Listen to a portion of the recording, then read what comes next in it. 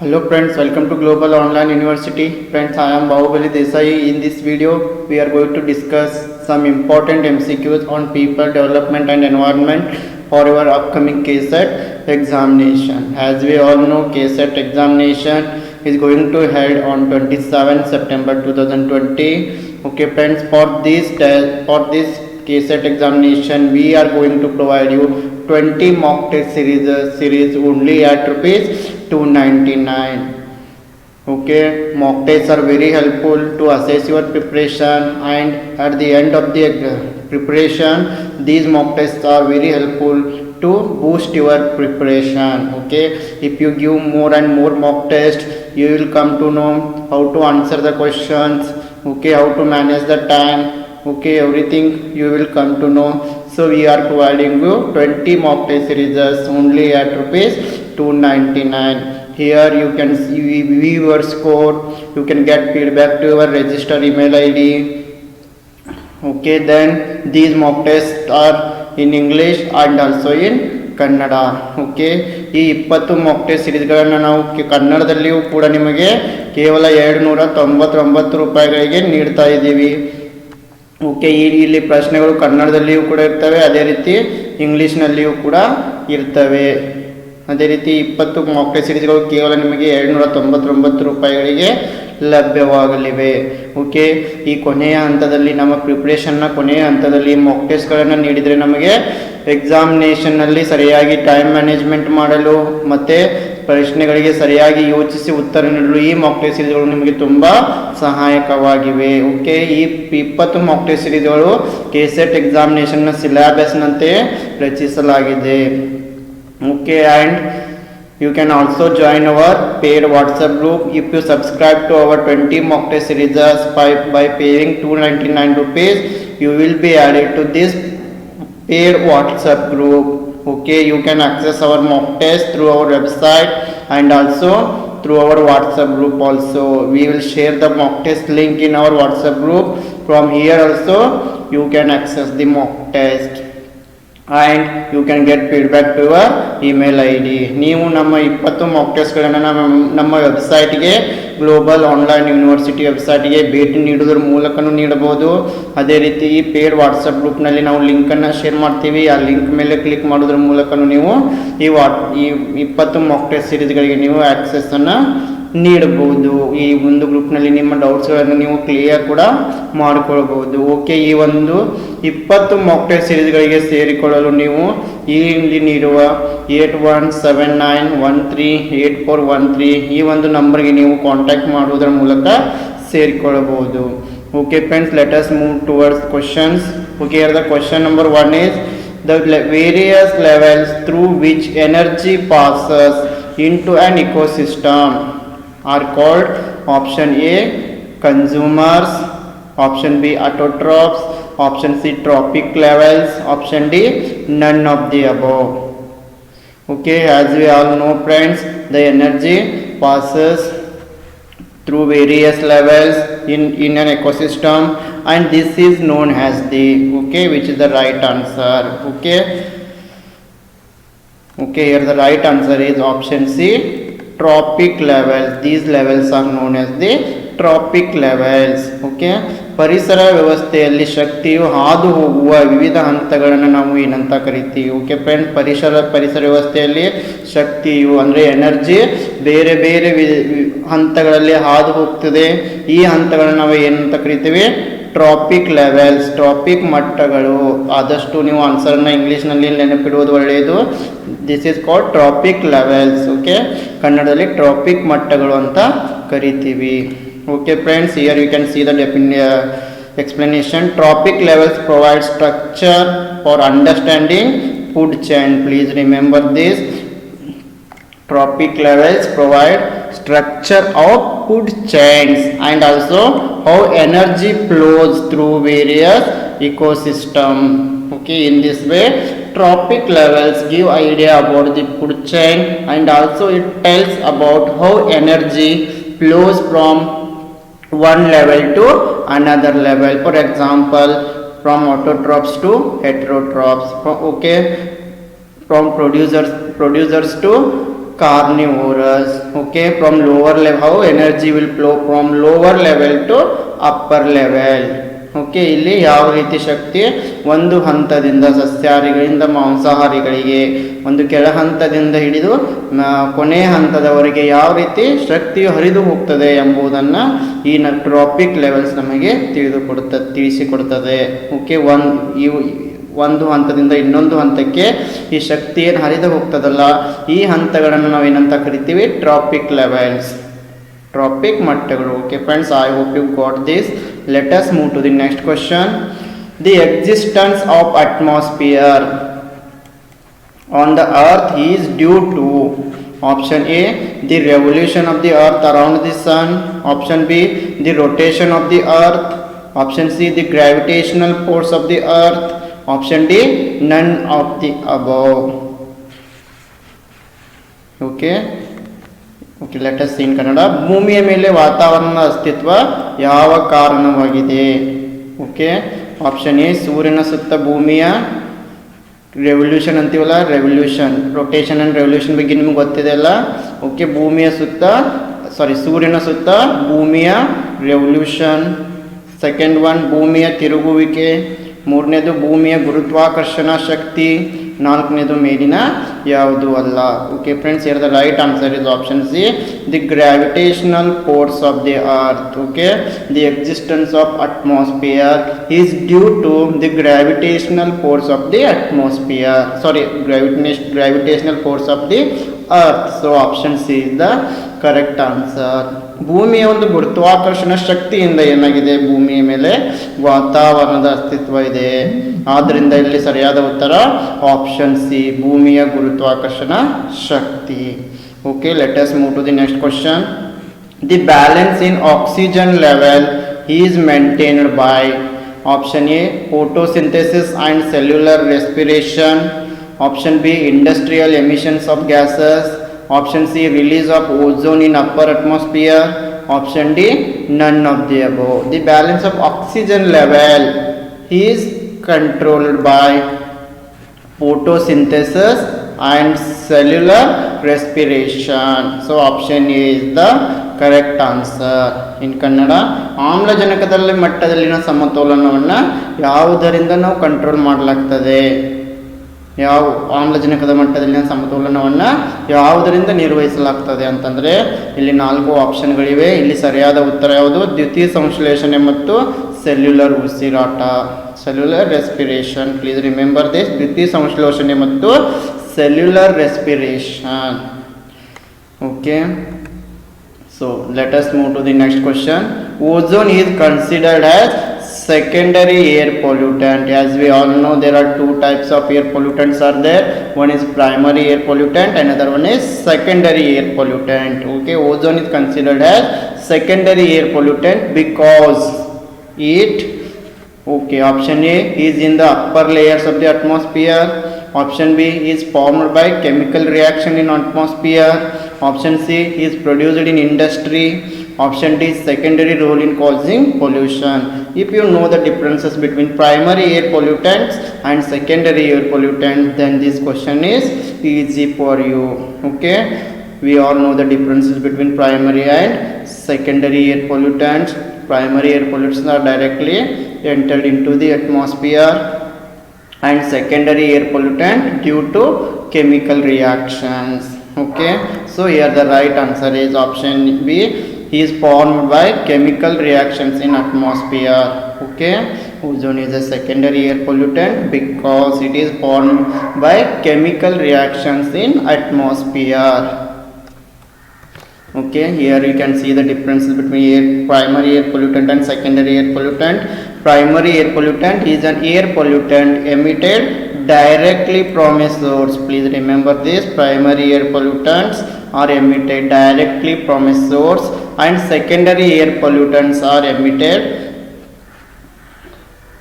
forms when other pollutants react in the atmosphere. Okay, secondary air pollutants form when other pollutants react in the atmosphere, for example chemical reaction.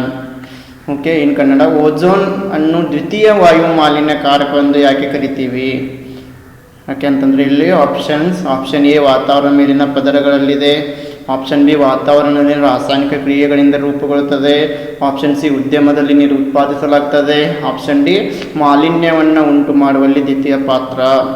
Friends, ನಮಗೆ ಪ್ರಾಥಮಿಕ ವಾಯು ಮಾಲಿನ್ಯಕಾರಕಗಳು ಮತ್ತು ದ್ವಿತೀಯ ವಾಯು ಮಾಲಿನ್ಯಕಾರಕಗಳ ನಡುವಿನ ವ್ಯತ್ಯಾಸಗಳು ಗೊತ್ತಿದ್ದರೆ ನಾವು ಈ ಪ್ರಶ್ನೆಯನ್ನು ಆನ್ಸರ್ ಮಾಡ್ಬೋದು. ಓಕೆ, ನೆನಪಿನಲ್ಲಿಡಬೇಕು. ಪ್ರಾಥಮಿಕ ವಾಯು ಮಾಲಿನ್ಯಕಾರಕಗಳಂದರೆ ಇವು ವಾತಾವರಣದಲ್ಲಿ directly emitted from A source. Okay, directly emitted from A source ಅಂದರೆ ಮೂಲಗಳಿಂದ ನೇರವಾಗಿ ವಾತಾವರಣಕ್ಕೆ ಬರ್ತವೆ.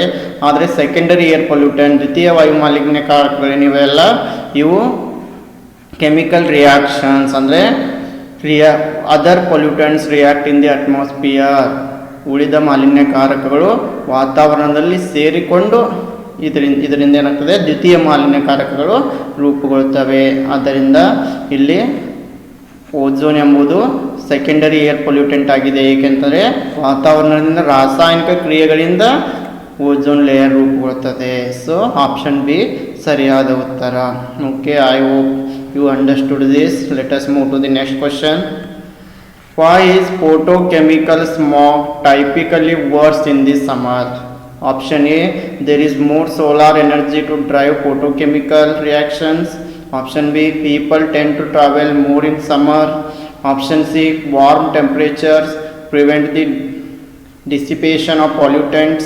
Option D, none of the above. Why photochemical smog typically worse in the summer? This is due to there is solar energy to drive, there is more solar energy to drive photochemical reactions in the season of summer. Okay, so option A is the right answer.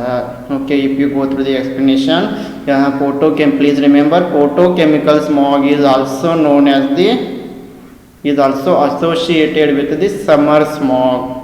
Okay, this is associated with summer smog. Please remember this. And during the summer season, when the temperatures are warmer, there is more sunlight present in the atmosphere. So photochemical smog is the dominant type of smog formation. Okay, the right answer is option A. There is more solar energy in the summer season to drive the photochemical reactions.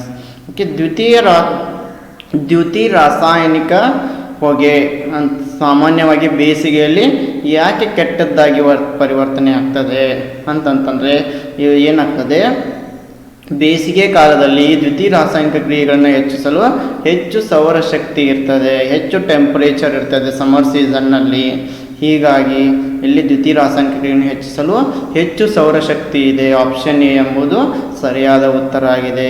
ಅದೇ ರೀತಿಯಲ್ಲಿ ನೆನಪಿನಲ್ಲಿಡಬೇಕು, ಈ photochemical smog ಎಂಬುದು summer ಸ್ಮಾಗ್ನೊಂದಿಗೆ ಅಸೋಸಿಯೇಟೆಡನ್ನು ಹೊಂದಿದೆ. Okay, during the summer season when the temperatures are warmer. Okay, temperature ಹೆಚ್ಚು warm ಆಗಿರೋದ್ರಿಂದ ಇಲ್ಲಿ ಹೆಚ್ಚಿನ ಸೌರಶಕ್ತಿ ಪ್ರೆಸೆಂಟ್ ಇರ್ತದೆ. ಆದ್ದರಿಂದ ಆಪ್ಷನ್ ಎ ಎಂಬುದು ಸರಿ ಉತ್ತರವಾಗಿದೆ. Okay friends, I hope you got this. Let us see the next question.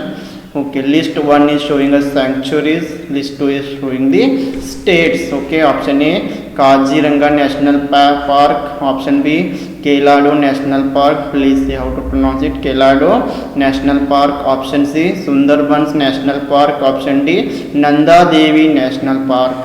States are Assam, Rajasthan, West Bengal, Uttar Pradesh. 4 options are there. Okay, ಇಲ್ಲಿ ಸ್ಯಾಂಕ್ಚುರೀಸ್ ಕೊಟ್ಟಿದ್ದಾರೆ, ಈ ಕಡೆ ಸ್ಟೇಟ್ಗಳನ್ನು ಕೊಟ್ಟಿದ್ದಾರೆ. Kaziranga national park, Keoladeo national park, Sundarbans national park, Nandadevi national park. ಇವು ಯಾವ ಯಾವ ರಾಜ್ಯಗಳಲ್ಲಿದೆ ಅಂತ ನಾವು ಗುರುತಿಸಬೇಕು. Okay friends, here the right answer is option A. Kaziranga national park it is in Assam state. Next, Keladu National Park, it is located in Rajasthan. Then Sundarbans National Park, it is located in the West Bengal, please remember. Then Nanda Devi National Park is located in Uttar Pradesh. Okay, please remember these parks and locations. Kaziranga national park ಎಲ್ಲಿದೆ? ಅಸ್ಸಾಂ ರಾಜ್ಯದಲ್ಲಿದೆ. Keoladeo national park ರಾಜಸ್ಥಾನ್ನಲ್ಲಿದೆ. ಅದೇ ರೀತಿ Sundarban national park west ಬೆಂಗಾಲ್ನಲ್ಲಿದೆ. Nandadevi national park ಇದು ಉತ್ತರ ಪ್ರದೇಶ ರಾಜ್ಯದಲ್ಲಿ ಕಂಡುಬರ್ತದೆ. Okay friends, the next question is the small amount of warming that may set up unstoppable and irreversible changes is termed as option A tipping point, option B inflection point, option C turning point, option D none of the above. The small amount of warming that may set up unstoppable or irreversible changes is termed as the tipping point. ತಡೆಯಲಾಗದ ಮತ್ತು ಬದಲಾಯಿಸುವ ಬದಲಾವಣೆಗಳನ್ನು ಉಂಟು ಮಾಡುವ ಸಣ್ಣ ಪ್ರಮಾಣದ ತಾಪಮಾನ ಏರಿಕೆಗೆ ನಾವು ಏನಂತ ಕರಿತೀವಿ? Tipping point. Please remember it. Okay, the next question is which of the following state has maximum mangrove cover in India?